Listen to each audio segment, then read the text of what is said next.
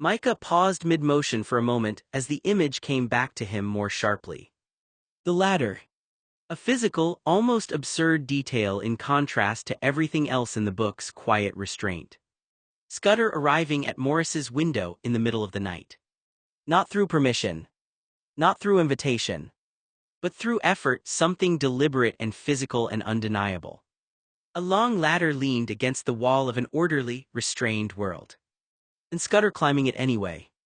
Micah exhaled slowly, turning off the stove for a second without fully realizing it. Because that image sat differently than the rest of the chapter. Not romantic in a simple sense. Not symbolic in an obvious way. Just direct. Someone outside the structure choosing proximity anyway. And someone inside it having to decide what that means once it arrives. Micah stood at the stove, stirring the pan slowly, but his attention wasn't really on the food anymore. The sound of oil and heat became something distant as his thoughts drifted back to Morris again, settling on the part he couldn't quite let go of. Scudder at the ladder. He let the spoon pause for a second, then resumed stirring without really noticing the motion. It wasn't just that Scudder climbed it, Micah thought, it was what it meant before he even reached the window. Scudder knew what the world would do to him if he was wrong. That was the part that stayed lodged in Micah's mind. It wasn't abstract danger, it wasn't distant consequence. It was immediate, personal risk, social ruin, arrest, violence, and the kind of punishment that didn't care about intention or misunderstanding. A single reaction from Morris could have ended everything before it began. Micah lowered the heat slightly without thinking, watching the surface of the pan settle. And still Scudder went up. Not because he was certain. Because he wasn't. That uncertainty was what made it feel so heavy. There was no guarantee waiting at the top of the ladder, no promise that Morris would understand or even that he would stay calm. Scudder was stepping into a space where he had no control over how he would be seen. Micah frowned faintly, stirring again. That was what made it different from everything else he'd been thinking about lately. Not attraction, not conversation, not even tension. It was exposure without protection. The idea that someone could choose to reveal themselves anyway, knowing fully that the response might be rejection or punishment rather than understanding. He glanced briefly toward the window over the sink, as if expecting the night outside to look different now. In the book, Scudder hadn't had certainty, only momentum, each rung of the ladder a point of no return where turning back would have been its own kind of exposure. Micah turned the burner down another notch. And Morris hadn't reacted the way the world expected either. That was the part that complicated everything. Not safety, not acceptance, but suspension. A moment where nothing resolved immediately into violence or rejection or clarity. Just a pause where something unfamiliar was allowed to exist. Micah stirred the pan again, slower this time. He wondered briefly what it would feel like to be Scudder in that moment, standing outside a window, not knowing if the person inside would become a door or a consequence. Or what it would feel like to be Morris, realizing too late that someone had already climbed the distance between them, and now there was no neutral way to respond. Micah kept stirring the pan, but his attention had drifted so far into Morris that the kitchen around him felt like a thin surface over something deeper. He thought again about Scudder at the ladder. About how nothing in that world, law, class, expectation, even fear, had ultimately stopped him from climbing. Not because those forces weren't real, they were exactly what made the climb dangerous in the first place. But Scudder still went. And Micah found himself circling the same idea he kept returning to, the idea that had the weight of something absolute when he turned it over in his mind. Love as something that overrides structure. He lowered the heat under the pan without fully registering it, eyes unfocused. The way stories called it forbidden always suggested the same thing, he thought. Romeo and Juliet, star-crossed lovers, the pattern repeated across time and place. As if the world itself arranged obstacles in front of people just to prove whether what they felt was real enough to survive them. And in that framing, nothing else mattered as much as the feeling itself. Not law. Not class. Not consequence. Only the force of connection between two people strong enough to ignore everything built around them. Micah stirred again, slower now. It was a comforting idea in a way, he realized. Clean, almost mathematical in its certainty. If the feeling is strong enough, it wins. Scudder climbing the ladder fit neatly into that logic. So did Morris not pushing him away in the way the world expected. So did every story that ended with two people choosing each other despite everything stacked against them. Micah glanced briefly toward the counter, then back at the stove. In his mind, the ladder wasn't just wood anymore. It was a line being crossed because it had to be crossed, because anything else would mean denying something larger than fear or structure. And if that was true, if love really was the force that outweighed everything else, then the rest of it, all the rules and hesitations and boundaries people talked about, started to feel temporary in comparison. He turned off the burner and stood there for a moment, the idea settling into him as something simple and complete. As if the only thing standing between people and each other was everything the world had decided to put in the way. Micah stood at the stove a little longer than he needed to, the pan now off the heat, food forgotten in that narrow moment between cooking and thinking. Morris stayed with him anyway. Not as a plot anymore, not as something happening on the page, but as a structure of feeling he couldn't quite put down. He thought about Morris's reaction to Scudder. Not violence, not rejection in the immediate, obvious sense, not the kind of response the world around him would have expected from a man of his class, his position, his education. Instead, something more complicated. Containment. Fear, yes, but turned inward, not expressed as punishment towards Scudder but redirected into Morris himself. The book had made that clear in the way Morris struggled with what he was, the way he tried to understand it, the way he even sought out a doctor in the hope that something inside him might be corrected. Micah frowned slightly, turning that idea over while he wiped his hands on a towel. It wasn't simple, he thought. It wasn't the clean version of love conquers everything that his mind had drifted toward earlier. Because Morris didn't immediately become free. He became conflicted. Divided. Trying to erase something that wasn't external at all. And still, Scudder didn't disappear. He didn't turn into a consequence or a mistake that could be undone. He remained present, even when misunderstood. Even when misread as a threat or manipulation, like when Morris assumed the contact or love letter Scudder wrote after their first night together might have been blackmail instead of what it actually was, not leverage but continuity. Not coercion but a desire to stay connected in whatever limited way the world allowed. Micah leaned back slightly against the counter. That misunderstanding lingered with him more than he expected it to. Because it wasn't just about two people failing to communicate cleanly, it was about how easily fear could reshape intention into something hostile, how quickly closeness could be reinterpreted as danger when the stakes were high enough. He turned the idea over again. Morris trying to fix himself. That part sat heavier. Not because it was dramatic, but because it was quiet, internal, a kind of violence directed inward rather than outward, shaped by everything he had been taught about what he was allowed to be. Micah looked down at the stove, now cold. And the idea that love simply overrode everything, the way he had been thinking earlier, started to feel less like certainty and more like something incomplete. Because what he was reading wasn't just people breaking rules to be together. It was people trying to understand whether they were even allowed to exist as themselves in the first place.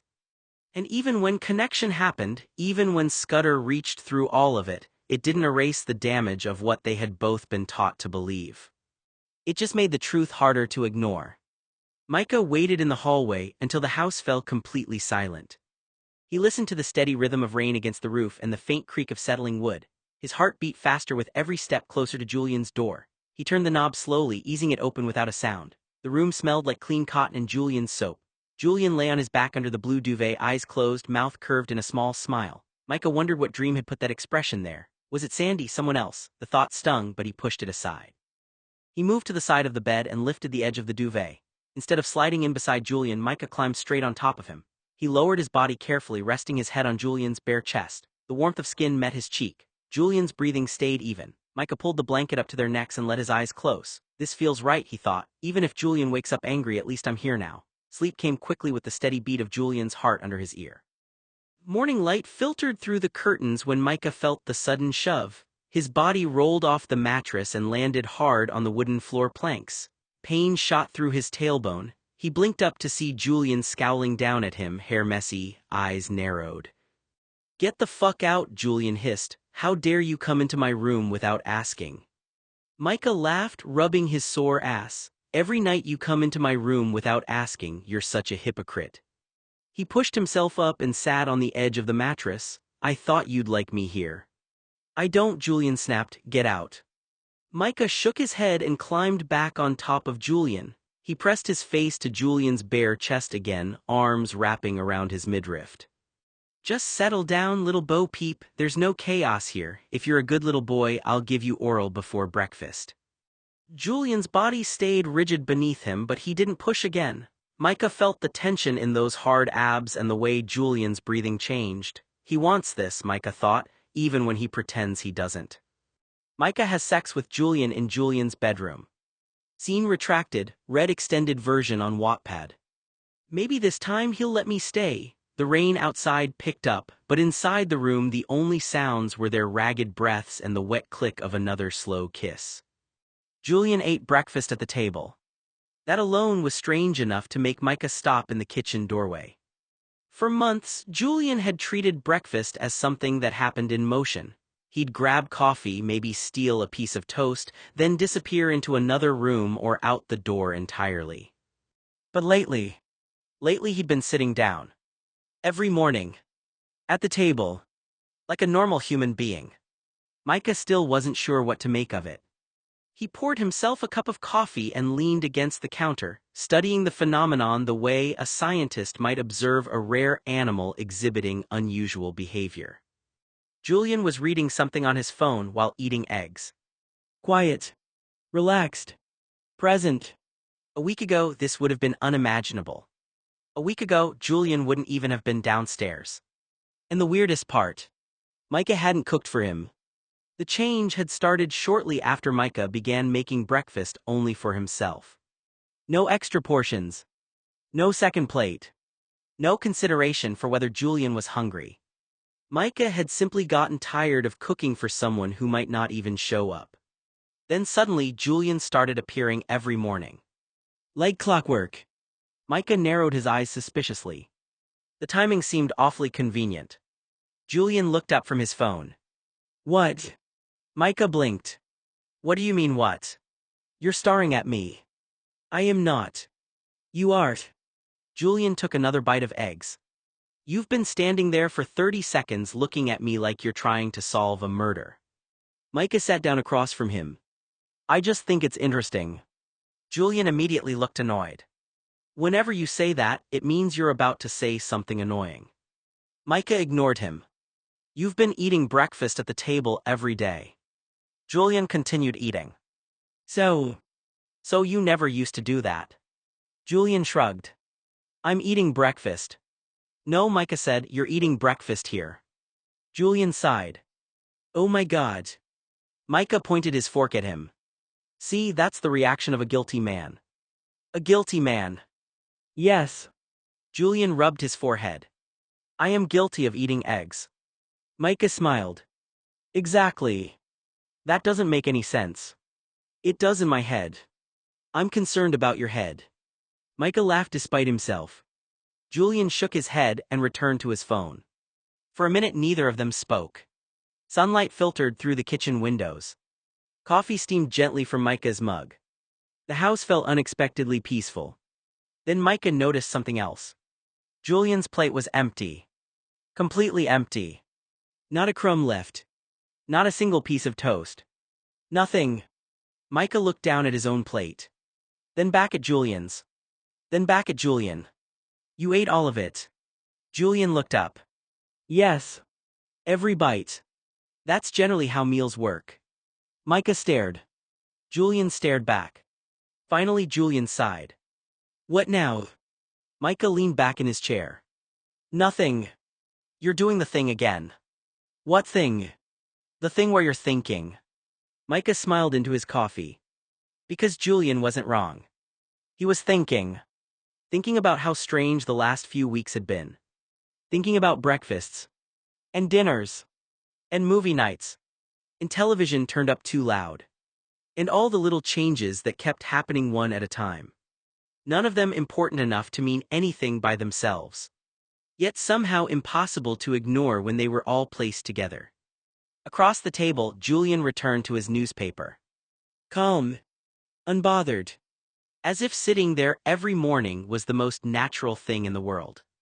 And maybe that was what bothered Micah the most. Not that Julian had changed, but that he acted like he hadn't. Throughout breakfast, Micah tried to focus on the toast in front of him. It wasn't easy. Every time he thought he had managed to ignore it, he felt it again. Julian's hand, wrapped around his. Their fingers weren't intertwined, but Julian's palm rested firmly over Micah's hand on top of the tablecloth, warm and steady. It wasn't accidental. Julian wasn't the type to accidentally touch people for 20 minutes straight. Micah stared down at his plate. Julian sat across from him, drinking coffee as if nothing unusual was happening. As if holding another man's hand during breakfast was the most natural thing in the world. Micah swallowed. Why? The question had been bothering him for days. Weeks maybe. Ever since Julian had started sleeping in his room every night. Ever since Julian had started reaching for him without asking. Ever since Julian had started looking at him differently. The strange part was that Julian never explained any of it. He simply did things. He'd drape an arm around Micah's waist. He'd pull him closer in bed. He'd kiss the side of his head while passing through a room. And now this. Holding his hand across the breakfast table. Micah glanced up. Julian was reading something in the newspaper. Not smiling. Not looking emotional. Just sitting there. Holding his hand. The only time Julian had let go before leaving the table had been the day Paul showed up unexpectedly. That memory immediately returned. The second Paul had walked through the front door, Julian had released Micah's hand. Not dramatically. Not guiltily. Just quickly. As if he had remembered other people existed. Micah hadn't known what to make of that. He still didn't. Was Julian embarrassed? Protective? Possessive? Did he simply not want to explain their relationship to Paul? Micah had no idea. And that was the frustrating part. Julian rarely explained himself. He just acted. Micah looked down at their hands again. Julian's thumb moved lazily across the back of his hand. A tiny motion. Barely noticeable. Yet it made Micah's stomach flip. Why are you doing this? The thought appeared again. Not because Micah wanted him to stop. The opposite, actually. That was what made it confusing. Weeks ago, Micah would have pulled away. Weeks ago, he would have demanded answers. Days ago, he would have felt trapped. Now he mostly felt curious. And maybe a little warm. The truth was he liked it. That realization embarrassed him. He liked waking up beside Julian. He liked the way Julian automatically reached for him during the night. He liked the way Julian sought him out in crowded rooms. And apparently, he liked having his hand held during breakfast. That should have been ridiculous. They weren't teenagers. They weren't some newly dating couple. Yet somehow the simple gesture affected him more than sex sometimes did. Sex was easy. Sex happened because people wanted each other. Micah understood that. This was different. This felt personal. Intentional. Julian wasn't touching him because he was horny. Julian was touching him because he wanted to. Because somewhere in Julian's mind, having contact with Micah mattered. That realization made Micah's chest tighten. His eyes drifted upward again. Julian still hadn't let go. Still hadn't acknowledged it. Still sat there drinking coffee. Comfortable. Certain. Like he belonged there. Like Micah belonged there too. Micah wondered if Julian even realized how strange this would have seemed a month ago. The old Julian would have laughed at something like this. The old Julian would have called it sappy. The old Julian would have teased anyone caught holding hands at breakfast. Yet here he was. Doing exactly that. Micah looked at the scar on Julian's knuckle. The faint line near his thumb. The roughness of his skin. Julian's hand was larger than his own. Stronger. Protective.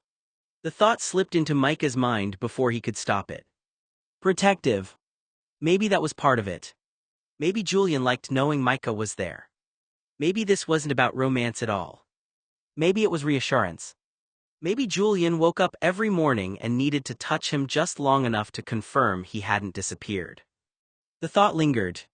And strangely, Micah understood it. Because he had started doing the same thing. There were nights when he woke up and immediately listened for Julian's breathing. Nights when he felt Julian's arm around his waist and fell back asleep faster because of it. Nights when the presence beside him mattered more than he wanted to admit. Maybe they were both doing the same thing. Maybe neither of them knew how to say it out loud. Micah felt Julian squeeze his hand once. A quick, gentle squeeze. No words. No explanation. Just pressure. Then Julian returned to reading through his newspaper. Micah stared. His heart did something stupid. And for the first time all morning, he thought he might understand. Maybe Julian wasn't trying to say anything. Maybe the hand-holding was the message. I'm here. You're here. That's enough. Micah looked down at their hands one last time. Then, without thinking about it too much, he turned his hand slightly and squeezed Julian's back. Julian never looked up from his newspaper. But a small smile appeared at the corner of his mouth. And somehow that answered more questions than words ever could. Ever since July 5th, Julian had come to Micah's bed every night. Without fail. The routine had become so normal that Micah barely reacted anymore when he heard the bedroom door open after midnight. For weeks, Julian would climb into bed and have gentle sex with Micah. Settle behind him. Wrap an arm around his waist. And fall asleep. That was it. No demands. No expectations. No attempts to start anything. Just sleep. 5 days, Julian didn't fuck, instead they only slept together. 5 entire days. For most people that probably wouldn't have seemed unusual. For Julian it felt impossible. Micah lay awake staring at the darkness, listening to Julian's slow breathing behind him. His thoughts refused to settle. Why? The question kept returning. Julian hadn't mentioned anything. Hadn't explained anything. Hadn't even acted differently during the day. If anything, Julian had become more affectionate.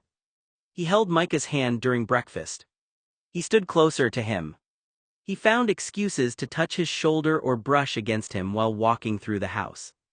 Yet every night ended exactly the same way. Spooning. Sleeping. Nothing more.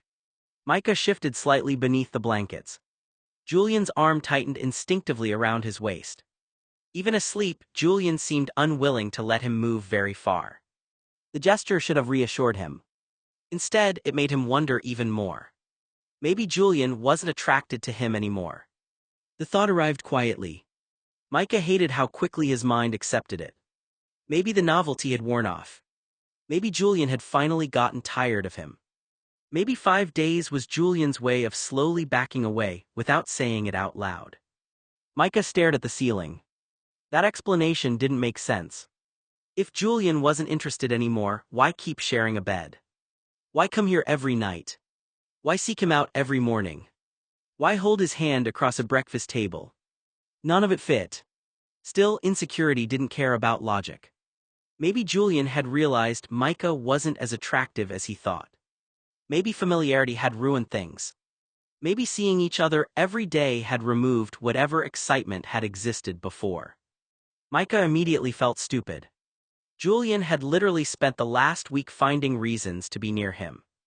People who weren't attracted to someone generally didn't insist on sleeping wrapped around them every night. A different possibility appeared. What if Julian was trying to be careful? Micah frowned. That seemed more likely. Their relationship had changed quickly. Maybe Julian had noticed something Micah hadn't. Maybe he'd realized they spent so much time focused on physical intimacy that neither of them knew what happened when that wasn't involved. Maybe this was Julian's way of proving something. Or testing something. Micah wasn't sure. He felt Julian's fingers twitch lightly against his stomach. A sleeping movement. Unconscious. Comfortable. Trusting. Micah closed his eyes. The thing that confused him most wasn't the lack of sex. It was how intimate everything else had become. When Julian had first entered his life, physical closeness had often felt tied to desire. Now it felt tied to comfort, to habit, to something deeper. Julian didn't climb into Micah's bed because he wanted something from him. Julian climbed into Micah's bed because that was where he wanted to sleep. That realization lingered. It sounded simple, yet it felt important. Maybe Julian wasn't shutting down their physical relationship at all. Maybe he was separating it from everything else. Maybe he was showing Micah that sharing a bed wasn't dependent on anything happening. That he wasn't there only on the nights he wanted more. That he wasn't going anywhere when nothing happened. Another reason Micah was confused was because of the novel Morris. He could have sworn he wasn't the only person reading it. Several times when Micah picked up the book, he noticed that the ends of certain pages had been folded down, just little corners bent over, marking places where someone had stopped reading. It wasn't something Micah ever did. He hated damaging books. He always used a bookmark, carefully sliding it between the pages before closing the cover. At first, he had wondered if he had done it absent-mindedly. But then it happened again. And again. Someone else had been reading his book. And there was only one person who could have done it. Julian. Micah lay awake in bed, staring into the darkness. Beside him, Julian was asleep. His breathing was slow and even, his face relaxed in a way Micah rarely saw when he was awake. Julian looked completely unaware of the questions running through Micah's mind. Micah glanced toward him. Was Julian reading it? He almost knew the answer. But knowing wasn't the same as understanding. Why would Julian read Morris? That question was strange enough. The stranger question was why Julian hadn't simply asked. Micah would have lent it to him, he wouldn't have cared. If Julian had walked up to him and said, "Can I borrow that?" Micah would have handed it over without hesitation. Instead, Julian apparently took it when Micah wasn't looking. And read it in secret. Micah stared at the ceiling. Why? Was Julian embarrassed? Maybe. Julian wasn't exactly comfortable discussing complicated feelings. He could joke about almost anything, but whenever something became too personal, he usually turned it into a joke or changed the subject. Maybe reading a novel about two men falling in love was something Julian didn't want Micah to know about. But then why read it? Micah turned his head slightly and looked at Julian again. Could Julian have been trying to understand why Micah liked the book? That seemed possible. Micah had talked about it. He had explained Morris's feelings, his struggle with society, and the relationship between Morris and Alec. Maybe Julian had been curious. Maybe he'd wanted to understand what Micah saw in the story. But another possibility quietly entered Micah's mind. What if Julian wasn't reading it because of me? Micah immediately rejected the thought. No. That was ridiculous. People read books for all kinds of reasons. Julian could have been bored, curious. He could have picked it up simply because Micah had talked about it so much. It didn't have to mean anything. Still, Micah couldn't understand the secrecy. If Julian wanted to know what the book was about, why hadn't he asked? If he wanted to borrow it, why hadn't he asked? Why take it from Micah's room when Micah wasn't there? Why read it privately? Micah watched Julian sleep. He wondered if he should wake him. For a moment he almost did. Were you reading my book? The question was simple. But somehow Micah knew the conversation wouldn't be, because if Julian said yes, Micah would have to ask why. And he wasn't sure he wanted to hear the answer. His eyes drifted back toward the ceiling. Maybe the folded pages meant nothing. Maybe Julian had read the book and thought nothing of it. Maybe he had been curious about Micah's favorite novel. Maybe he had simply wanted something to read. Or maybe there was something about Morris that Julian had recognized in himself. Micah swallowed. He didn't know. And that uncertainty bothered him more than anything. Because lately, Julian seemed to leave him with questions everywhere he turned. Questions about the pranks. Questions about the jealousy. Questions about the way Julian watched him. And now questions about a book. Micah looked over at Julian one more time. Julian remained asleep, completely unaware of the storm of thoughts happening inches away from him. Micah quietly pulled the blanket closer to himself. He couldn't prove Julian had been reading Morris, but deep down he was almost certain. And somehow that made him wonder whether Julian had been trying to understand something about Micah or something about himself. Micah slowly exhaled. Behind him, Julian made a soft sound in his sleep and shifted closer. The movement pressed warm reassurance against Micah's back. Closer. Not farther away. Micah thought about the last 5 days. The breakfasts. The hand-holding. The quiet moments. The way Julian always seemed to find him in a room. None of that looked like someone losing interest. If anything, it looked like someone becoming attached. The thought made his chest feel strangely lighter. Maybe he was worrying about the wrong thing. Maybe the question wasn't why Julian had stopped trying to sleep with him for 5 days. Maybe the question was why Julian kept choosing to spend every night beside him when he didn't have to. Micah wasn't sure he knew the answer. But as Julian's arm remained securely around his waist, he suspected the answer was probably a lot simpler and a lot more meaningful than any of the fears running through his head. By Sunday night, Micah couldn't take the uncertainty anymore. For nearly a week, Julian had slept beside him every night. For nearly a week, Julian had wrapped himself around Micah while they slept. For nearly a week, Julian had held his hand at breakfast, brushed against him in hallways, sat close enough that their shoulders touched on the couch. Yet Julian hadn't tried to take things any further. Not once. Micah didn't know what to make of it. The contradiction was driving him insane. Julian seemed more affectionate than ever. And less interested in sex than ever. How was that possible? What was he supposed to be to Julian? A boyfriend? A friend? A roommate Julian happened to cuddle? Something in between? Micah had no idea. The confusion followed him throughout Sunday until finally, just before sunset, he found Julian outside. A folding table had been set up near the back patio. A large wooden crate filled with lemons sat beside it.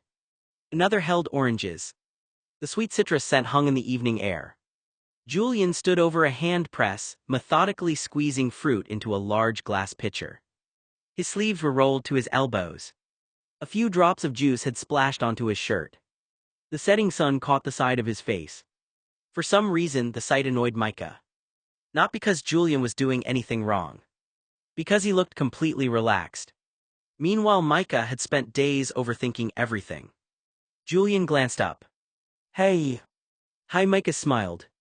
Julian picked up another lemon. Want some lemonade when it's done? Micah stared at him. That was his opening line. After a week of emotional confusion. Lemonade. Julian noticed the look immediately. His eyebrows lifted. What? Micah crossed his arms.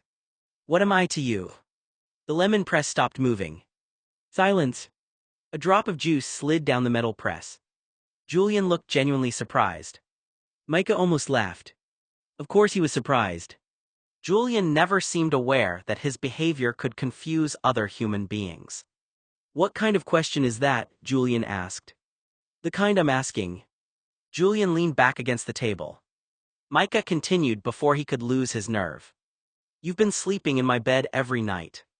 Julian nodded. You hold my hand. Another nod. You're more affectionate than you've ever been. Julian still looked confused. Okay. Micah threw his hands into the air.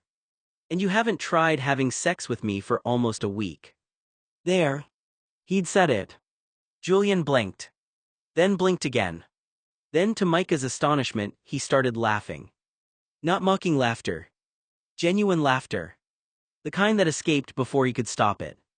Micah's face heated immediately. What's so funny? Julian rubbed a hand across his mouth. You've been worrying about that. Yes. Julian laughed again. Micah considered throwing an orange at him. Micah. Julian's smile faded into something softer. You thought I stopped because I wasn't attracted to you. Micah looked away. That was answer enough. Julian sighed. You idiot. Thanks. I mean that affectionately. Micah rolled his eyes. Julian stepped closer. Close enough that the smell of citrus surrounded him. Julian shook his head, like the whole conversation was already over before it had even begun. I have a mold problem in my room, he said flatly. I'm working on it, and while I'm waiting for the mold remover to do its job, I'm sleeping in the large bed in your room. He said it like it was a schedule update, like he was explaining a temporary change in laundry detergent. Then his eyes lifted to Micah's, sharp and impatient. Why do you have to overthink things? Julian continued. Why do you have to make things gross? Micah didn't move, but something in him tightened at the word gross. Julian went on anyway, already turning slightly back toward the crate as if Micah's reaction didn't matter much. There's nothing gay going on. I told you from the beginning what this was going to be. A pause. Then colder. If you can't handle it or play with the big boys, maybe you should wear a binky or go home. The insult landed oddly, not loud, not dramatic, just dismissive enough to sting without effort. Julian bent down, grabbed the empty crate of lemons, and stood up again like the conversation had already been filed away and closed. No lingering glance. No checking to see if Micah was okay. Just movement. Practical. Done. He brushed past the edge of the table and headed toward the house, the crate resting against his hip.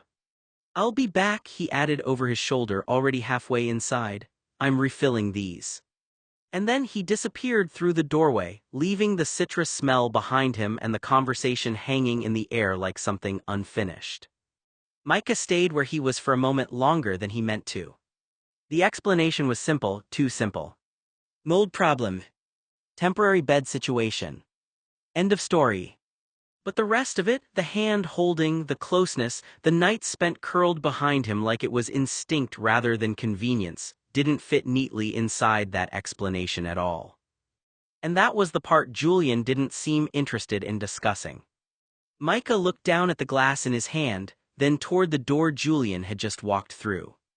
The house was quiet again. Too quiet. He exhaled slowly through his nose. If this really was just mold and nothing else, Julian had made one thing very clear. There was no space in his version of events for confusion. Only for compliance. Micah stood there for a moment, not moving. The air felt different now. He wasn't even sure what had shifted exactly, only that something had been placed between them, hard and deliberate, like a door being shut without warning. He was still trying to process Julian's last words when the back door opened again. Julian came out 2 minutes later carrying a second crate, this one heavier. Strawberries and blueberries filled the top, bright red and deep blue against the wood. He set it down on the table with a soft thud, already moving before Micah could speak. I told you from the beginning what this was going to be, Julian said, like he was picking up the conversation exactly where he had left it. No matter how direct I am, some people just can't take no for an answer. He didn't look at Micah when he said it. Just started sorting fruit into the juicer like it was muscle memory. You're 18 years old, Micah. You're too young to couple off or be an exclusive item with someone. A pause as he pressed a handful of berries down, juice staining his fingers. You're a baby. That finally made Micah's expression shift, just slightly, like a flinch he couldn't fully hide. Julian continued anyway. And sure, we're the same age, but I'm decades ahead of you in life experience and culture. He gave a short, dismissive shake of his head. You might as well be a little kid because you don't know how the world works. The juicer whirred softly as he worked, steady and unbothered. Nothing is going to happen here, nothing can happen, and I won't let it happen. That landed heavier than the rest. Julian finally glanced up, just briefly, as if to make sure the message had arrived. You need to get that through your thick head, move on. He went back to the fruit immediately, not giving Micah time to respond. Just enjoy the vacation while it lasts. Once you go back to your pathetic little life, you'll realize all this summer stuff stays in summer. A few seconds passed, filled only with the sound of juice and crushing fruit. You're going to college, Julian added. I'm going off to college. Doing anything right now would be stupid and reckless. Then, like it was the final point that settled everything. Plus, I like girls. He said it casually. Almost like an afterthought. As if that, more than anything else, was supposed to end the conversation entirely. Julian kept working, eyes down, hands steady, acting like nothing about the exchange required revisiting. And Micah stood there in the yard, watching him, feeling the space between them shift into something colder and more defined than it had been all summer. Micah's voice came out sharper than he expected. He didn't move from where he stood, but something in him finally snapped into words. You don't get to just say no and act like that erases everything. Julian's hands paused over the juicer. Micah kept going, momentum taking over before he could lose it. You kissed me back, that doesn't mean nothing, Julian. A beat. You've slept with me, we've slept in the same bed. You hold my hand like it means something and then you turn around and act like I'm making it all up in my head. Julian slowly straightened, wiping his fingers on a towel. Micah's chest was tight now, but he didn't stop. You're jealous, he said, voice rising slightly. When I'm with other people you act different, you notice it, you feel it. And then you come back and do all this closeness, this affection, and then you turn around and say none of it means anything. His jaw tightened. You can't have it both ways. Silence stretched for half a second too long. Micah stepped forward slightly. And instead of acting like someone who understands their feelings or is honest about them, you're telling me we have nothing between us and nothing ever will happen. His voice cracked just a little at the end, but he pushed through it anyway. That's not honest, that's just avoiding it. Julian's expression had gone still. Not angry. Not amused. Just flat in a way that made it harder to read than either. Micah swallowed. And until you look in the mirror and decide to be honest, he added, quieter now, I think I'll share Tim's bed from now on. That name hung there for a moment longer than anything else. Julian finally exhaled. Slowly. Controlled. When he spoke, his voice was lower than before. You think I'm jealous? It wasn't a question. Micah didn't answer immediately, but he didn't back down either. Julian shook his head slightly, like he was trying to organize something internally before it came out. I'm not jealous, he said. A pause. I'm trying not to make a mess of your life. Micah frowned. Julian looked back at the fruit but didn't resume working. You're doing exactly what I said you'd do, he continued, turning this into something bigger than it is, assigning meaning to everything, building a story around it. His gaze flicked back to Micah. And then when I tell you it's not that, you don't believe me. Micah's voice softened but only slightly. Because your actions don't match your words. That landed. Julian's jaw tightened for a moment. Then he looked away again, more controlled this time. I'm not your boyfriend, he said finally. I'm not your anything, and I told you that from the start. A beat. And I meant it. The words were clean. Final sounding. But there was something strained underneath them now, something that didn't quite settle cleanly into place. Julian picked up a handful of strawberries again, slower this time. Do what you want, he added quieter. Share Tim's bed, don't share it, I'm not stopping you. He didn't look at Micah when he said it. But the juicer didn't start again either. Julian set the fruit down harder this time. The crate hit the table with a dull, final thud. I don't want to talk about this anymore, he said. His voice wasn't raised. That almost made it worse, flat, controlled, like he'd already decided how far the conversation was allowed to go. And if you bring it up again, Julian continued, still not looking at Micah directly, I'll take you up to the mainland, leave you by the depot tracks, and you can take the train home. Micah went still. Julian exhaled once through his nose and turned back to the table, sorting strawberries and blueberries with sharp, efficient movements, like he could organize the situation the same way. We're not going to talk about these sordid things, he said, the word clipped with irritation. If you want a guy, go get a guy. If you want a girl, go find one. We're not having some soulmate discovery in this house. A pause. Julian glanced up then, just briefly. You're such a child, Micah. The words landed cleanly, without hesitation. He shook his head as if the whole thing was beneath him.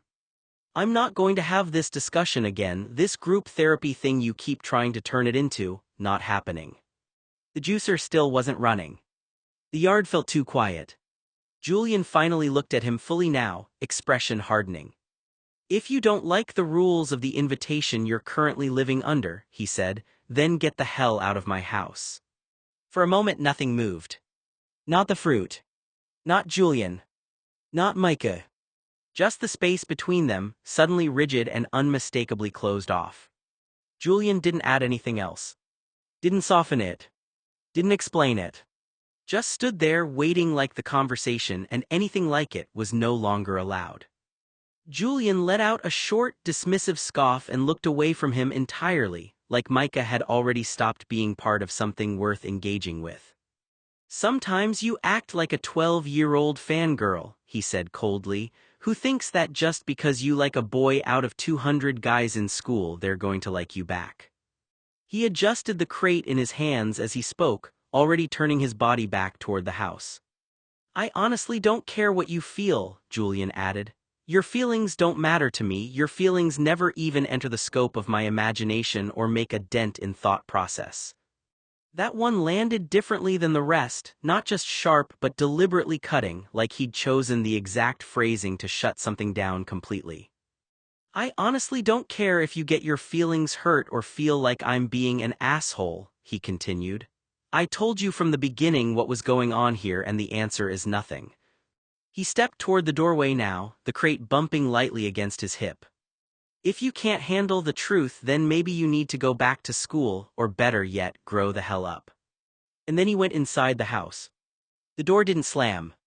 It didn't need to. It closed anyway with a finality that felt heavier than sound. Outside, the yard stayed still. The fruit sat half-sorted on the table. The juicer remained untouched. And Micah was left standing in the fatting light, trying to reconcile the version of Julian who held his hand across a breakfast table with the version who had just said his feelings didn't matter at all. Micah didn't move at first. He stayed where he was in the yard, the air suddenly feeling too wide, too empty, like the space around him had expanded after something inside it was removed. The back door had already closed. Julian was gone. But the words weren't.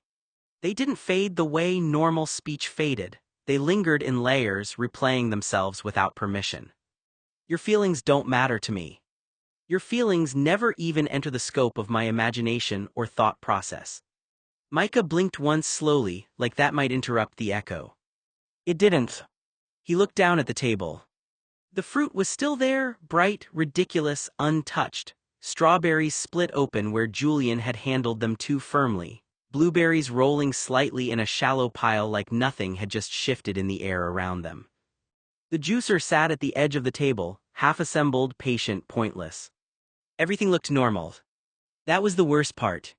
Because nothing in the yard reflected what had just happened. Micah swallowed, but his throat felt tight anyway.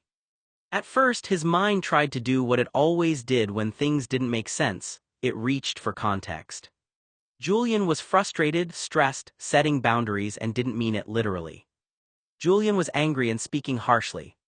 People didn't always say exactly what they meant when they were upset. Micah knew that. He knew that. Except the problem was that Julian hadn't sounded emotional. Not really. It hadn't been heat-of-the-moment anger, it had been structured, controlled, almost rehearsed in its detachment, like Julian had finally decided on a position and was simply stating it as fact. And that was harder to dismiss. Micah stepped back from the table without realizing it. His heel scraped lightly against the ground. He didn't sit down. If he sat down, something in him might tip too far in one direction and he didn't trust what would come after that. Instead, he stood there and tried to reconstruct the conversation in pieces, like if he could isolate each sentence, he could dilute its impact. But it didn't work that way. The worst part wasn't even the insult. It wasn't being called a child. It wasn't being told to grow up. Micah had been called worse things before, not often, not like this, but enough that the words themselves didn't define the damage. It was the structure underneath them. The certainty. The removal. "Your feelings don't matter to me." That was what stuck. Not as a dramatic rejection. Not even as cruelty. But as something colder than that. A declaration of irrelevance. Micah exhaled slowly through his nose and looked out toward the edge of the yard where the trees started again, darkening as the light shifted toward evening. His brain tried again to adjust the narrative. Maybe Julian was just trying to shut down the conversation. Maybe he didn't literally mean emotional indifference. People said exaggerated things when they were overwhelmed. But Julian hadn't sounded overwhelmed. Julian had sounded decided. That was the word that kept returning. Decided. Micah felt something uncomfortable twist in his chest. Because if Julian actually meant what he said, if that wasn't exaggeration or frustration but a real statement of how he operated, then everything Micah had been trying to interpret for the past week shifted shape. Not just slightly. Fundamentally. Because Micah hadn't just been confused about what Julian wanted. He had been trying to locate where he stood in Julian's internal world. Not as a label. Not even as a relationship status. But as a presence. A significance. A weight. And what Julian had just said suggested something very specific. Micah might not have one. Not in the way Micah assumed people automatically did when they shared beds, touched hands, slept in the same space, and built routines together. Micah felt his stomach tighten again, slower this time, more steady than sharp. He replayed the earlier moments without wanting to. Breakfast. The hand on his. The closeness that had felt like something building over days instead of disappearing. The spooning at night. The way Julian had settled behind him like it was instinct. The way Micah had started expecting it. Expecting him. And now Julian was saying none of that necessarily meant anything in the way Micah had been interpreting it. Or worse, that meaning wasn't even part of Julian's system at all. Micah pressed his fingers lightly against the edge of the table. Micah didn't realize he was gripping it until he felt the pressure in his knuckles. His thoughts started to fracture into competing interpretations. One part of him insisted Julian was just emotionally blunt, while another part insisted Julian was drawing a hard boundary after things got too complicated, and the part Micah didn't like listening to whispered something simpler and more final. He means it exactly like he said it. Micah shut his eyes briefly. Because if that part was right, then the structure of the last week didn't mean what he thought it meant. Affection didn't equal attachment. Closeness didn't equal emotional inclusion. Sex, whatever it had been before, didn't equal continuity. Even hand-holding, even sleeping together, even the routine of being physically close in the same space every day. None of it guaranteed that Micah existed in Julian's internal emotional map in any meaningful way. Micah opened his eyes again. The yard looked the same. But it didn't feel the same anymore.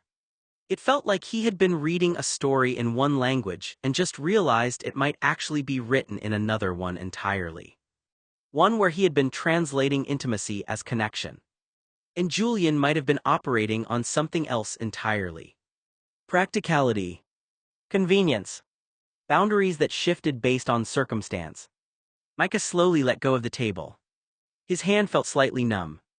And then, for the first time since Julian had walked away, a different feeling started to rise underneath the confusion. Not anger. Not even sadness yet. Something quieter. Unsteady. A recalibration. Because if Julian truly didn't place emotional weight on Micah's feelings, if that wasn't just anger but a real framework for how he engaged with people, then Micah had to reconsider not just what was happening between them, but what he had been building inside his own mind around it. The expectation that closeness meant reciprocity. The assumption that affection implied emotional inclusion. The belief that what they had been doing together was moving in any direction that required mutual understanding. Micah looked toward the house. The door was closed. Julian was inside somewhere, continuing whatever he had been doing before the conversation existed. And for the first time, Micah didn't feel like the confusion was about discovering what Julian felt. He felt like the confusion was about realizing Julian might not be operating in the emotional language Micah had assumed they were both speaking. Which meant the problem wasn't just misunderstanding Julian. It was that Micah had been building meaning in a space where Julian might not have been placing any. And that realization didn't resolve anything. It didn't give clarity. It didn't give direction. It only changed the stakes. Because whatever came next, whatever Micah chose to believe or ask or accept, would have to start from the possibility that nothing he had assumed was shared had actually been shared at all. Julian didn't come back outside. Micah could hear him moving around in the kitchen instead, drawers opening, the refrigerator door creaking, the low clink of glass as something was set down and moved again. The sound was ordinary, domestic, completely unaffected by what had just happened in the yard. That alone made Micah feel slightly unreal, like the conversation had happened in a different layer of the day that Julian had already filed away. Time passed in uneven pieces. The light shifted. The yard cooled, then warmed again, then cooled again as clouds moved across the late afternoon sun. Micah stayed outside longer than he meant to. At some point he ate without really tasting anything, while realizing he had stopped paying attention to the table entirely and was just sitting there with the sensation of being paused. Then voices. At first faint car doors, laughter outside the gate, footsteps on gravel. Then louder. Julian's friends. Micah recognized them before he even saw them properly. A cluster of guys from the island, loud, familiar with the space in a way Micah still wasn't. They came in like they owned the rhythm of the place, like they had done this before and would do it again without thinking. Julian, you actually home? Bro, we brought drinks. Laughter. Julian appeared from inside a moment later, wiping his hands on a towel like he'd been interrupted mid-task but not inconvenienced by it. The shift was immediate. His posture changed. His tone changed. Whatever tension had existed earlier, the sharpness, the arguments, the emotional weight Micah was still carrying, didn't follow him into this version of himself. Yeah, come in, Julian said easily. Sit down. And just like that, the yard filled. Chairs were pulled in. The table that had been half covered in fruit and juice equipment was pushed aside, reorganized, absorbed into something louder. Micah stood slightly off to the side for a moment, watching it happen. 12 of them. Maybe more than 12 once everyone settled. They talked over each other instantly. Jobs. Island work. Some story about a boat that broke down. Someone laughing too hard about something that probably wasn't that funny. The tone was unmistakable. Guy talk. Loose, performative, effortless. Micah realized after a minute that no one had really looked at him. Not intentionally. Not rudely.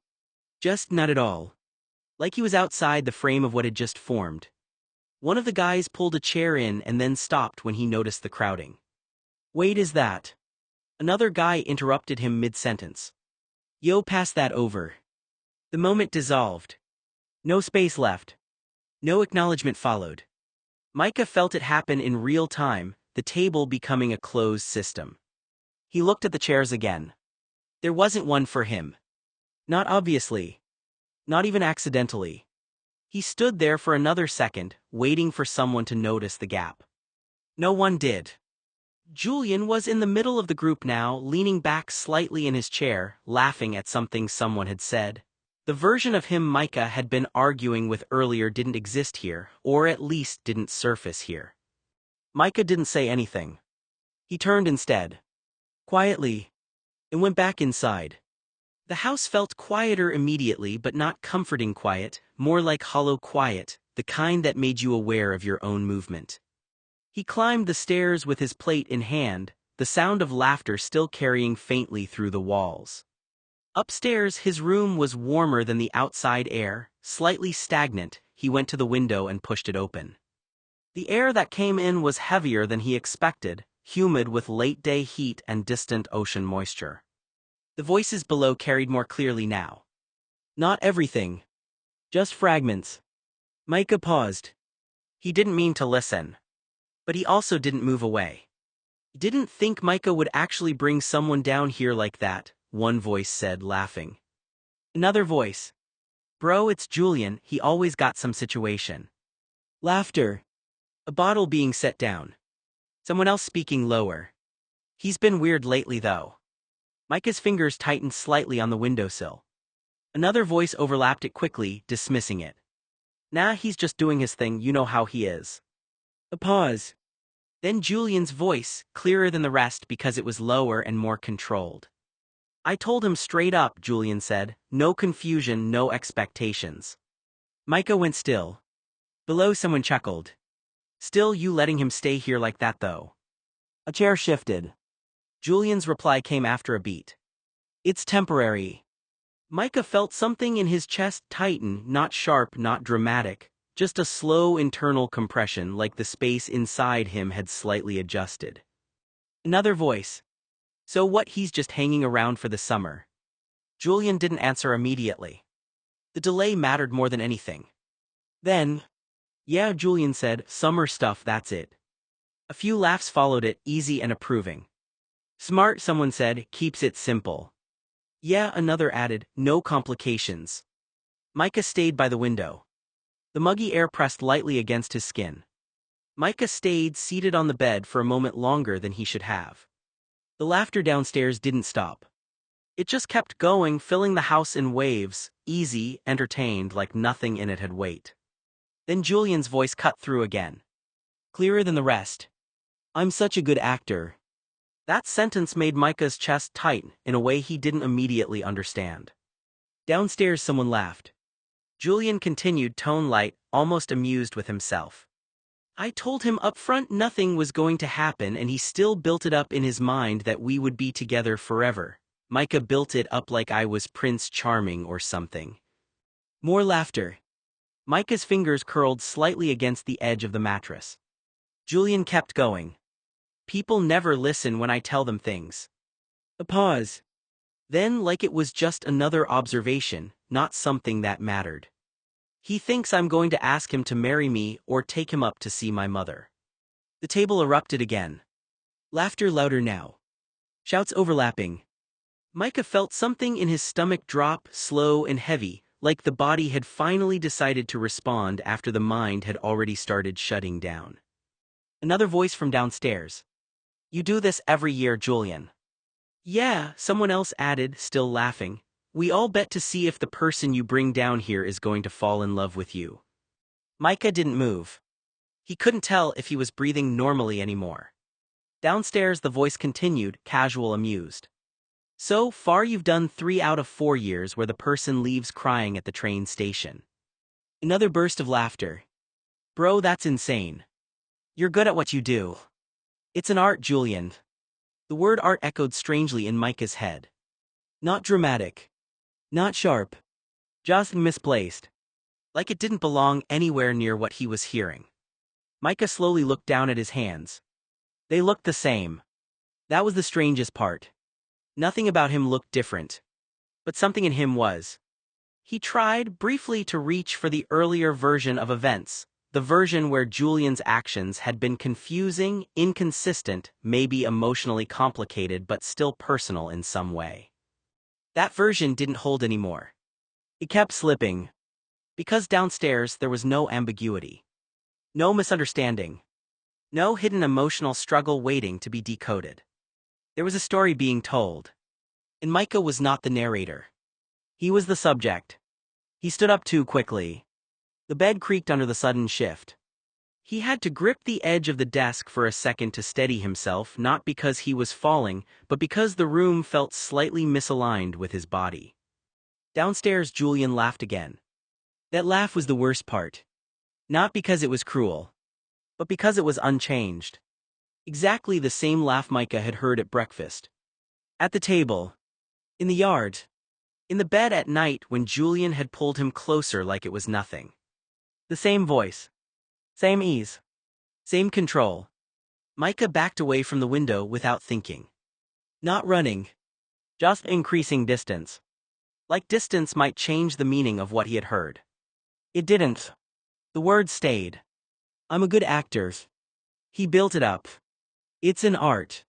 3 years out of 4. People crying at train stations. A bet. A game. A pattern. Micah sat back down again, slower this time. The room felt too quiet now, but not in a comforting way. In a hollow way. The kind of quiet that only exists after something loud has permanently changed the shape of it. Downstairs, the conversation blurred back into general noise, jokes, bottles, overlapping voices, but Micah wasn't hearing individual sentences anymore. He was hearing structure. And in that structure, for the first time, he couldn't find himself anywhere except where they had already placed him. The person brought down here. The summer situation. The one who leaves. His throat tightened, but there was no immediate release to it. No tears yet. Just pressure.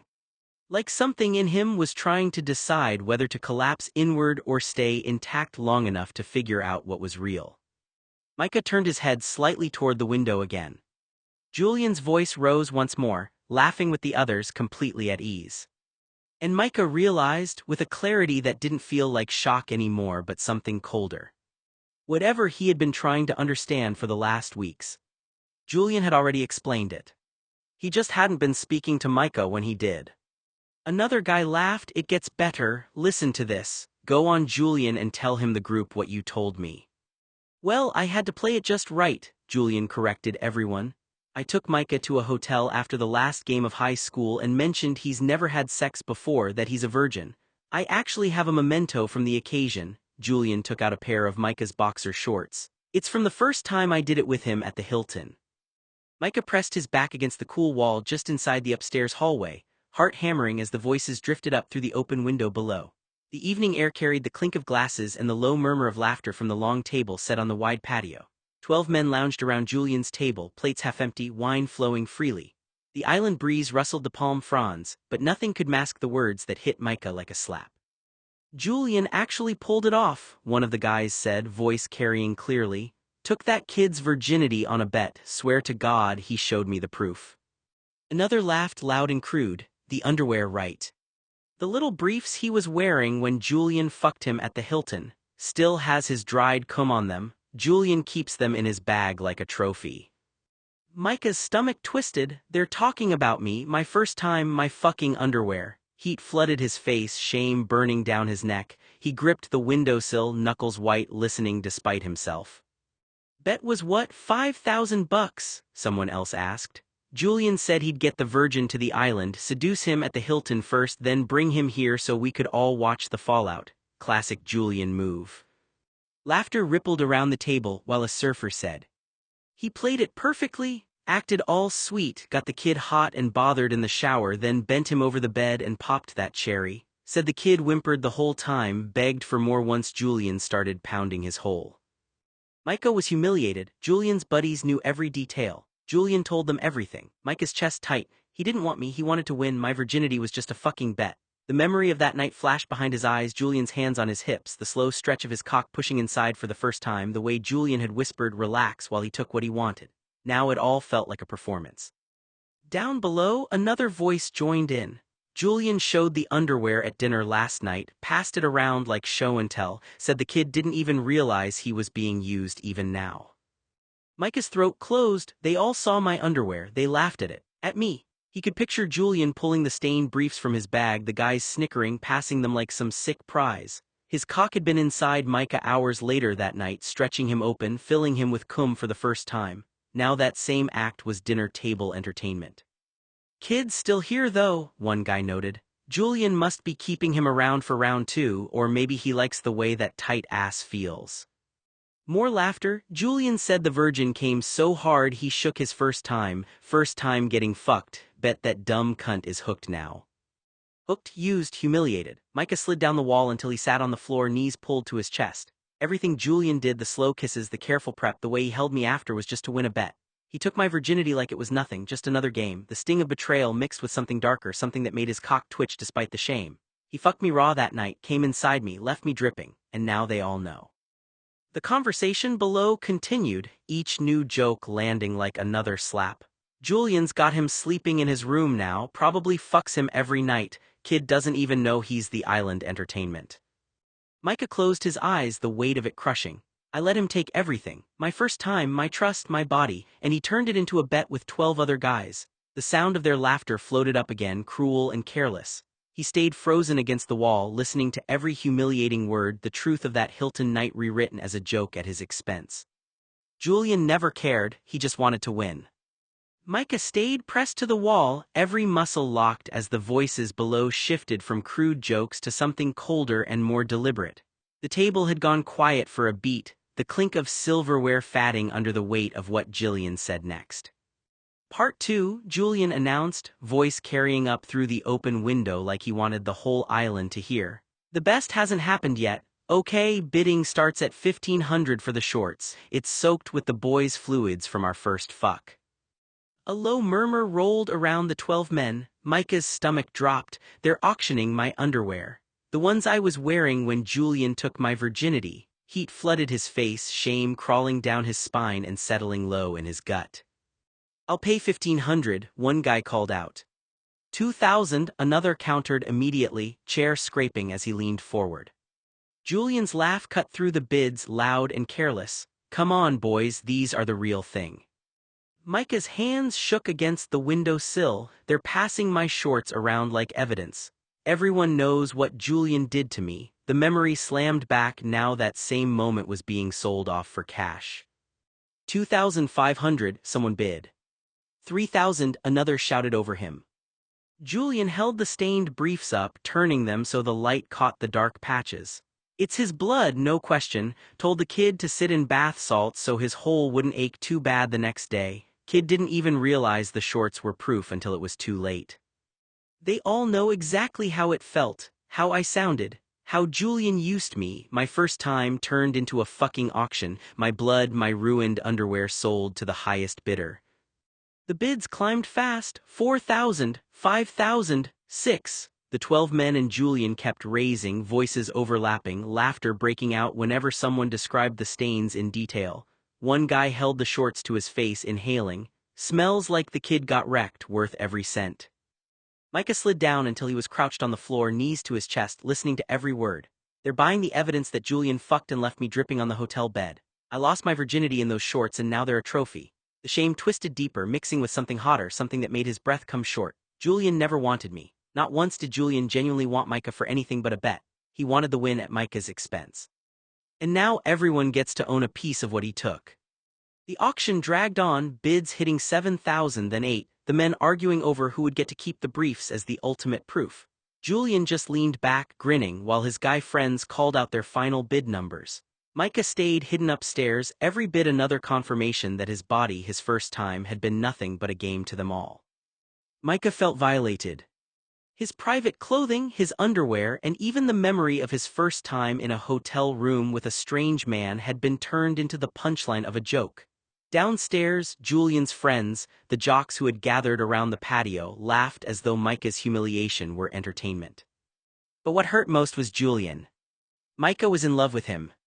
He had fallen for the very man who had taken his virginity and then treated that vulnerable moment like a weapon. Now Julian was practically auctioning off the evidence, exposing pieces of Micah's private life for everyone to laugh at. Micah stood there feeling stripped bare without anyone having to touch him. It wasn't just the underwear, it wasn't just the prank. It was the realization that something Micah had considered intimate, frightening, and deeply personal had meant almost nothing to Julian. And somehow, despite everything, Micah still loved him. Micah wondered if the bet had been some preordained joke from the beginning, an elaborate display of masculine ego designed to give Julian something to brag about with the jocks. Maybe Julian had got himself trapped behind the 8-ball, unable to admit that somewhere along the way, things had become more complicated than he had intended. Maybe Julian had felt something. That possibility was the part Micah couldn't stop thinking about. Because if Julian had only wanted to humiliate him, why had he continued sleeping behind Micah in bed for the last 2 weeks? Why stay there night after night? Why lie close enough for Micah to feel his warmth and presence when nobody else was watching? If the whole thing had been about proving himself to the other guys, then perhaps Julian had simply been waiting for the opportunity to turn Micah into a story. A trophy he could hold up when the news finally came out, something that would earn him another round of laughter and make him feel like a man. But that explanation didn't account for the nights. It didn't account for the quiet moments when there was no audience, no jocks, no bet to win, and no one to impress. Micah stared at the floor, trying to make sense of the contradiction. Maybe Julian had never intended to care about him. Maybe he had cared and didn't know what to do with it. Or maybe Micah was only searching for a reason to believe that the last 2 weeks had meant something because accepting that Julian had simply been using him hurt too much. That was the question Micah couldn't escape. If Julian had only wanted to make himself feel like a man, Why had he kept coming back to Micah's bed when there was no one there to see him? A few hours later, Micah had been in bed for a long time. He wasn't asleep. He'd tried. But it never settled into anything real, just drifting thoughts that kept circling back to the same place and then falling apart again before they could land anywhere useful. His face was still damp from earlier, though he wasn't actively crying anymore. It had shifted into that quieter aftermath, exhaustion, heaviness, the kind of silence that feels louder than anything said out loud. The house outside his room was still active in small ways, distant movement, a door closing somewhere downstairs, the hum of something electrical he couldn't place. Life continuing like normal. Just not his. Then came a knock at the door. Micah didn't move. "Go away," he said immediately, voice flat. The knock came again. Same rhythm, same insistence, but not aggressive. Micah pulled the duvet higher over himself like it could block the world out completely. "I said go away," he repeated louder this time. A pause. Then a voice from the other side of the door. Not Julian. Someone unfamiliar. "Hey," the voice said, male, calm, "can I come in for a second?" Micah's jaw tightened. "No." Silence. The person didn't leave. Micah exhaled sharply through his nose, frustrated now more than anything else. "I don't want to talk to anyone," he said, another pause. Then the door opened anyway. Not suddenly or forcefully, just slowly, like the person had decided that waiting outside wasn't helping anything. Micah sat up immediately. "Hey," he started, anger and panic flaring at the same time. The man stopped just inside the doorway. He didn't come further in. He didn't shut the door behind him all the way either, just enough to soften the sound of the hallway. "I'm not here to laugh at you," he said quickly. "I just wanted to make sure you're not alone in here spiraling." Micah stared at him, breathing uneven. The man looked around the room briefly, then back at him, careful, neutral. "I'm staying right here by the door," he added. "You don't have to talk. I'm not going to ask you anything you don't want to answer." Micah's shoulders stayed tense. "I said I don't want anyone in here," he repeated, quieter now but sharper underneath. "I hear you," the man said, "but I also heard what happened downstairs earlier, and I figured sitting alone with it probably isn't helping." Micah looked away immediately at that. The mention of downstairs tightened something in his chest again. The man didn't press further. He just stayed where he was, hands loosely at his sides, making no move closer. After a moment he added softer, "You don't have to talk about it, but you also don't have to sit with it completely alone either." Micah didn't answer. The silence stretched. And for the first time in hours, it wasn't just him and his thoughts in the room. The man, Sam, closed the door behind him and stayed inside the room this time, letting it latch softly instead of hovering in the doorway like he didn't quite belong. He pulled up a chair near the bed and sat down without asking, not pushing into Micah's space, just occupying a corner of it like he knew the difference between presence and pressure. "I'm Sam, I have something for you," he said. "I bought this off Julian, but I thought you'd want it back." Micah didn't move at first. His eyes were still red-rimmed, his body heavy with exhaustion and leftover shock from downstairs. He barely had room left for anything else. Sam reached into his pocket. When he pulled the item out, it was folded awkwardly, too carefully for something that didn't really match the moment. Micah frowned immediately. Something about it didn't look right before he even registered what it was. Sam held it out. "Thought you might need these back," he said. Micah hesitated. Then took it. The second his fingers closed around it, his expression shifted. Not recognition. Confusion. He looked down properly now. It was a pair of men's briefs. Black. Medium size. Worn, looking in a way that made Micah's stomach tight without him fully understanding why. He turned them slightly in his hands as if a different angle might make them make sense. The black fabric had cum stains and dried blood on them, but they weren't any Micah had ever worn. They weren't even his brand. It didn't. Because they weren't his. That realization landed slowly at first. Then all at once. Micah's jaw tightened as he stared harder, searching his memory like it had to be wrong. But it wasn't even close. His underwear underwear was simple, white, small, familiar, and predictable, the kind of thing you don't think about because it's always the same. These weren't that. These didn't belong to him at all. He looked up sharply. These aren't mine, he said. Sam blinked. He leaned forward slightly, squinting at them now like he was seeing them properly for the first time. Sam muttered, I thought they were. Micah shook his head once slower now. No, he said again, they're not mine. A pause. The room shifted slightly with that realization, not dramatically but enough that the air felt different. Sam took a breath, rubbing the back of his neck. That's not great, he said quietly. I paid 12 grand for those. Micah stared down at the briefs again. Not his. Wrong size. Wrong color. Wrong everything. And suddenly his mind snagged on something else entirely. Downstairs. Julian. The way he had spoken earlier, the way Julian had laughed, the way he had said things like they were facts, like they were simple, like nothing needed to be questioned. Like Micah was part of a story that didn't require accuracy. Micah's grip tightened slightly on the fabric. Why would he say they were mine, he asked almost to himself. Sam didn't answer immediately. That silence was answer enough that he didn't know. Micah's thoughts started to layer on top of each other now, faster, more disorganized. Julian had been downstairs. Julian had been laughing. Julian had been talking about him like it didn't matter what was true. Like it only mattered what sounded good. Micah looked down again at the briefs. Wrong size. Wrong type. Wrong person. And something inside him shifted from confusion into something sharper. Not fully anger yet. Something more controlled than that. More cold. Because this wasn't just humiliation anymore. It was inconsistency. A story that didn't line up with anything he actually knew about himself. Sam watched him carefully now, noticing the change in his expression. Hey, Sam said more gently, those guys downstairs are assholes. I wish I could say they can't help themselves, but they can.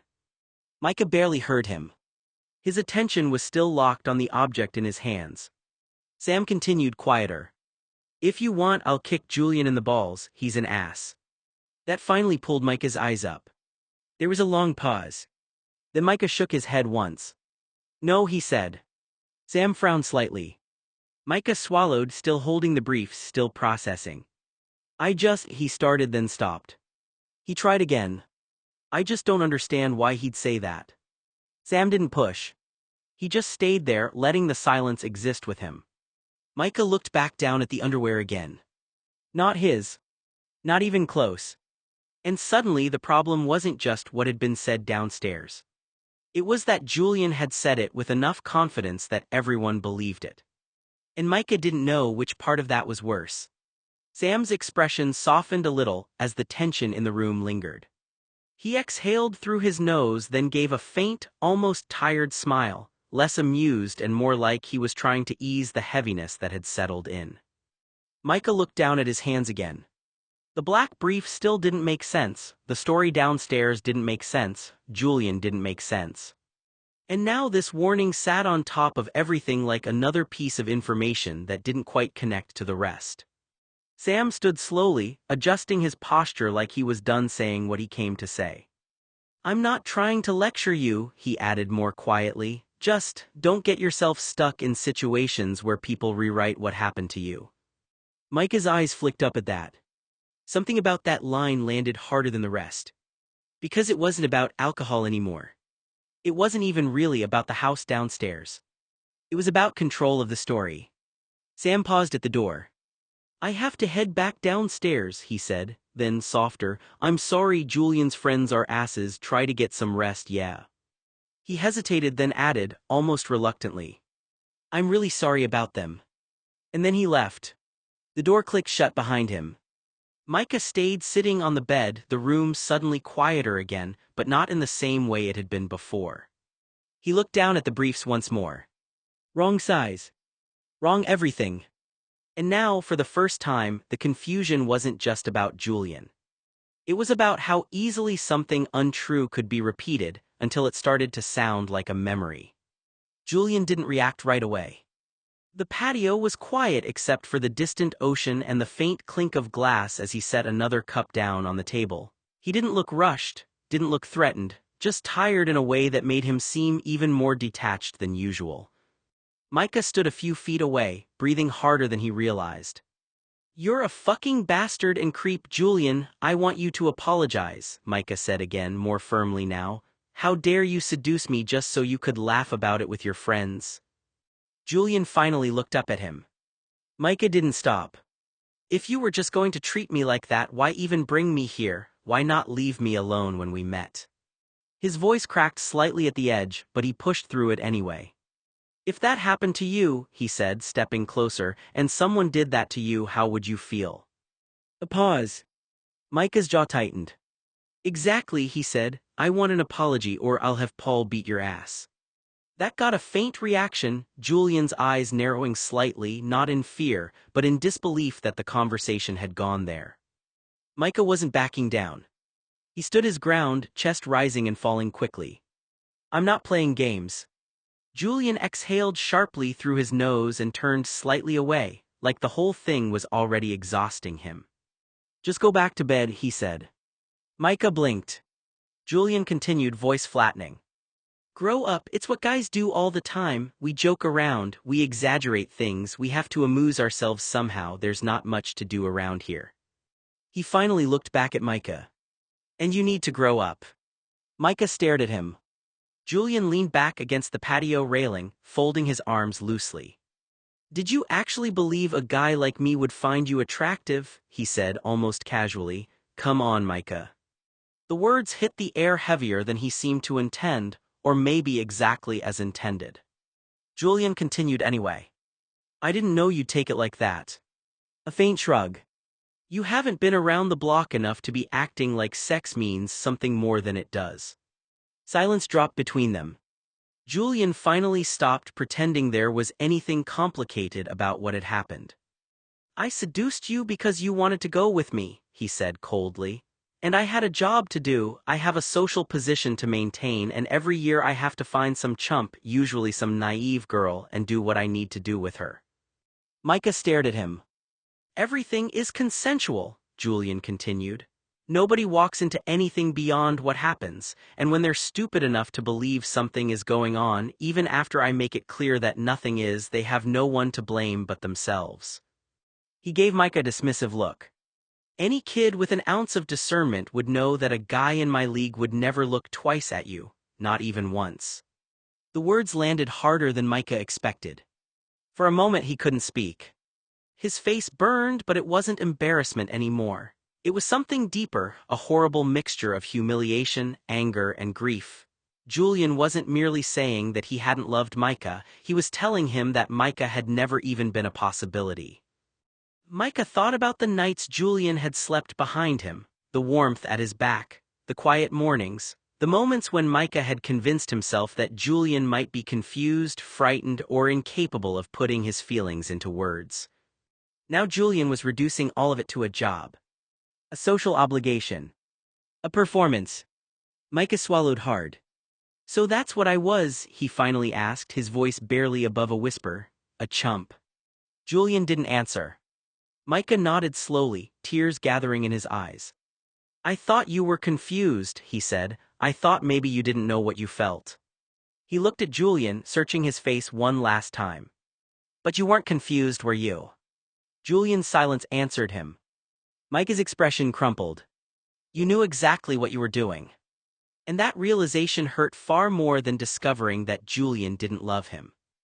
Julian stood there with his arms crossed, the ocean breeze ruffling his dark hair as he laid everything out without a hint of apology. Micah felt each word Julian spoke land like stones in his chest. The sun was still high, the waves still crashing, but the warmth that had filled his body all week seemed to drain out of him at once. "I told you from the beginning we were not going anywhere," Julian said, voice flat. "I brought you to this island because that's what I do every summer. The girl I wanted to bring with me couldn't come and you fit the bill pretty well, naive, a virgin. So what if you're not a girl, who cares? My guy friends don't care. You're the tightest hole I've had and you gripped my dick. I enjoyed fucking you over and over, but that's the extent of our involvement. My guy friends are immature alpha males. They wouldn't know a great fuck if it hit them in the testicles. The joke is more on them than on you, actually. and if you're unable to see that, then you need to grow up a bit. Micah's throat tightened. He had known Julian had never promised love, never promised anything beyond the trip, but hearing it spelled out so casually still knocked the air from his lungs. His hands trembled at his sides. He had spent the last few days imagining what it would be like when they returned to the mainland, picturing quiet mornings together, maybe even Julian finally admitting he felt something too.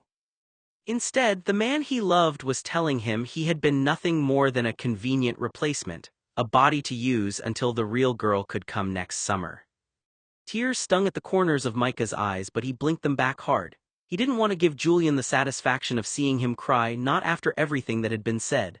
Still, the ache in his chest refused to dull. He had given Julian everything, his first time, his trust, his heart, and now it was being handed back to him like it had never mattered. "You really think that's all I am?" Micah's voice cracked despite his best effort to keep it steady. "Just someone who happened to be available." Julian shrugged, the gesture so indifferent it made Micah's stomach twist. "I told you the truth. You can stay the rest of the summer or you can leave tomorrow, your choice." Micah turned away, staring out at the endless blue water. The island that had felt like paradise now felt like a cage. He could still hear Julian's friends in his head laughing on Julian's patio, their crude jokes carrying on the wind. They had never seen him as anything more than the week's entertainment, and Julian had just confirmed it. He swallowed hard, trying to gather what little dignity he had left. Part of him wanted to scream, to demand why Julian had let him believe there could be more, but another part, the part still hopelessly in love, wanted to beg Julian to take it all back. Instead, he stayed silent, shoulders hunched against the wind, wondering how he was supposed to survive the rest of the summer with his heart still beating for a man who had just told him he was nothing. The sun dipped lower, casting long shadows across the sand. Micah's mind raced through every moment they had shared, every touch, every whispered word that had felt like it meant something. Now those memories felt poisoned, twisted into something ugly. He pressed a hand to his chest as if he could physically hold the pieces of himself together. Julian's words echoed in his head, each one cutting deeper than the last. The casual way he had dismissed Micah's feelings, the way he had reduced their time together to nothing more than physical pleasure, it was almost too much to bear.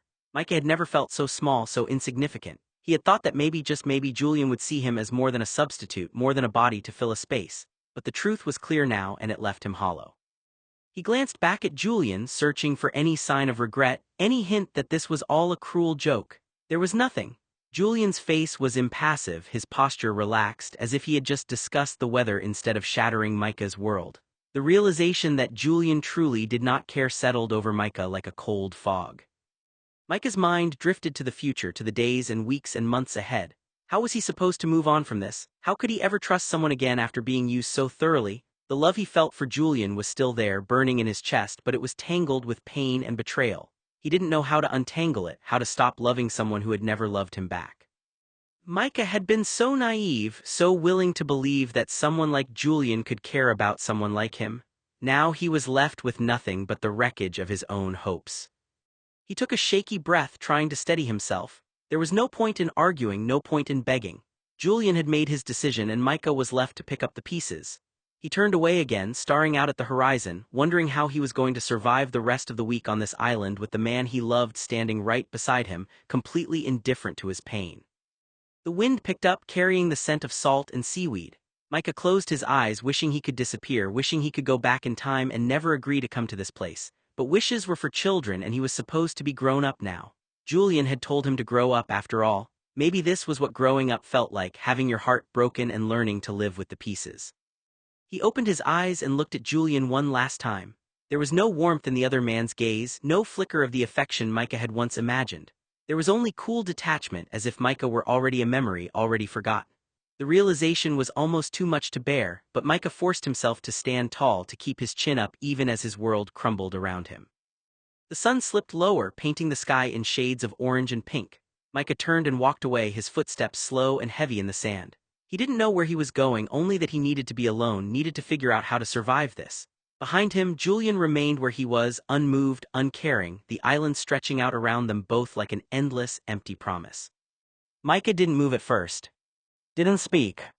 Just stared at him like he was trying to force the words to rearrange themselves into something that made sense. But they didn't. And for the first time that night, Julian didn't look amused. He just looked distant. Like he had already decided the conversation was over, even though Micah hadn't. Julian's gaze stayed on Micah for a moment longer, as if measuring how much of this he even needed to keep explaining. Then he spoke again, voice steady, almost bored. "You couldn't be that naive," Julian repeated, "to actually believe a guy like me would want to be with a guy like you without there being a catch." Micah's face tightened, but he didn't interrupt. Julian kept going anyway, already moving through his point like it was settled fact.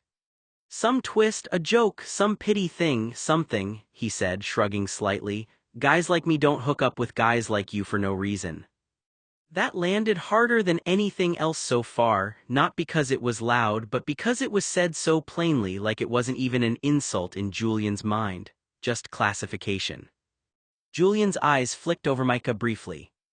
"And if you really believed that was the case," he added, "then you're too young to be doing any of this at all." Micah finally spoke, voice low and strained. "So it was always a joke to you?" Julian didn't answer that directly. Instead, he tilted his head slightly, like the question itself was misplaced. "If it was me," Julian said, "I would have smelled a rat before we even got to the Hilton." "A beat. You're just easy to read." Micah's hands curled at his sides. Julian exhaled, like the conversation was finished for him. "You're such a baby," he said, not loudly, just final. Then he turned away, picked up the remaining cups and plates from the table, stacked them efficiently, almost methodically, like resetting order after a mess he didn't consider emotional. Micah stood still as Julian moved past him, collecting the last of the scattered items from the patio. "No apology. No pause. Just clean up." Julian walked toward the house carrying the dishes.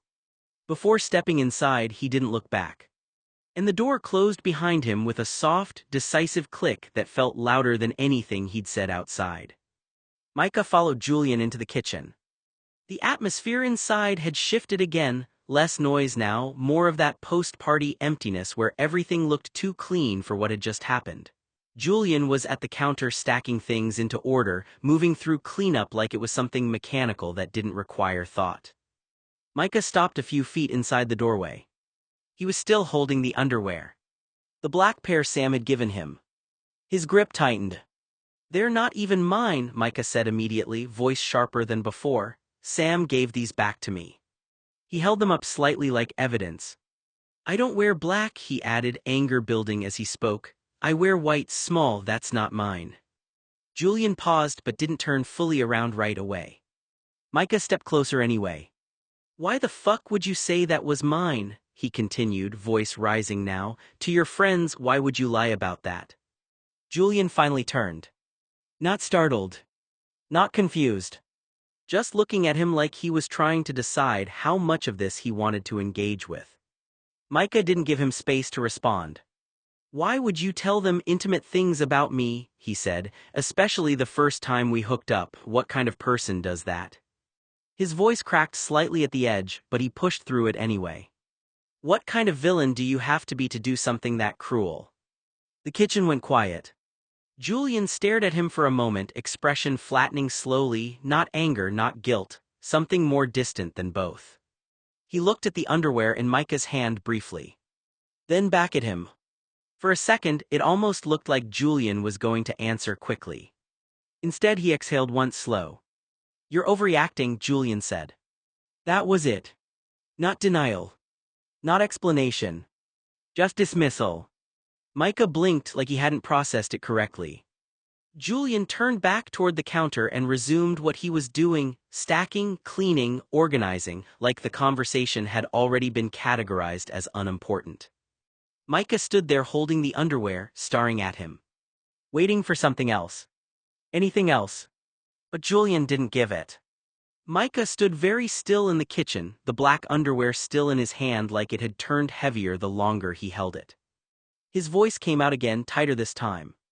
"Why would you do that?" he asked, then louder, sharper. "Why would you make them pay $12,000 for the wrong underwear?" Julian finally stopped stacking things. Slowly he turned back. Micah's eyes were fixed on him now, burning with confusion and disbelief. "The underwear I wasn't even wearing that night," Micah said. Why would you do that?" Julian leaned slightly back against the counter, arms loosely at his sides, like the question itself was more interesting than serious. Because that was the real joke, Julian said. Micah froze. Julian continued without hesitation. I wanted to see how much they'd pay for a pair of my underwear, he said almost casually. I added some fake blood and my own cum from one of my masturbation sessions to the shorts. They bought it literally and intellectually without even a second thought. My friends are stupid. If I told them something in my bedroom belonged to Marilyn Monroe, they'd believe it. Micah stared at him, not blinking. Julian's tone didn't change. I got 12 grand, he added, for nothing. Silence dropped hard into the room. Micah's grip tightened again. So it wasn't even about me, he said quietly. Julian gave a small shrug. It was never about you the way you think it was. That landed worse than anything else so far. Micah took a step forward. Where is my underwear from the Hilton? Did you take it or was it all a ruse? He asked. Julian paused. Just for a second. Then he laughed. Not loud. Not friendly. Just brief, almost amused at the question itself. I never took your briefs, I substituted mine for your cheap pair of shorts, he said. Micah stared at him, waiting for something, clarification, denial, anything that would re-anchor the situation into something understandable. But Julian didn't offer it. He just looked back at Micah calmly, like the answer was already decided, and the only thing left was whether Micah could handle it or not. Julian leaned back against the counter again, like the whole conversation had settled into something amusing to him. A smirk tugged at his mouth. One of those pervy people I call friends, he said lightly, is probably going to go home and use what they bought for their own, whatever they do with it. He shrugged. And they're not even going to realize who they're thinking about, or smelling. It's actually kind of funny if you think about it. Micah's face tightened, but Julian kept going, warming to his own dismissal. Maybe next year I'll do it again, he added. Give them an unused pair of panties. I've been doing this ruse since I was 15. I've made $70,000 off these suckers. Then his eyes flicked back to Micah. Not softening. Not apologizing. Just steady. Not everything is about you, Julian said. Everyone has sex for the first time at some point. It doesn't have to be special. It's not some big emotional event. Micah's hands curled at his sides. Julian continued anyway, voice flattening into something almost instructive. Get over yourself, you're 18 years old. Did you honestly believe the first time you have sex is going to be some momentous occasion where you're tied to that person forever? A short pause. Nobody gets stuck with the person they were with at 18 for the rest of their lives. Living with one person for 60 years is a horrible fate for me. The words hung there in the kitchen, sharp and clean, like he believed they were simply facts, not judgments. Micah didn't speak immediately. His gaze stayed locked on Julian, but something in it had changed now, not just anger, not just confusion. Something steadier. Like he was starting to separate what had happened from what Julian was trying to make it mean. The silence stretched. Julian didn't fill it. For once he looked like he was done talking. Julian leaned slightly back against the counter, like the tension in the room wasn't something he needed to adjust for. He exhaled through his nose, almost amused again. I like messing with people, he said simply. It was a prank. Micah didn't move while Julian continued speaking.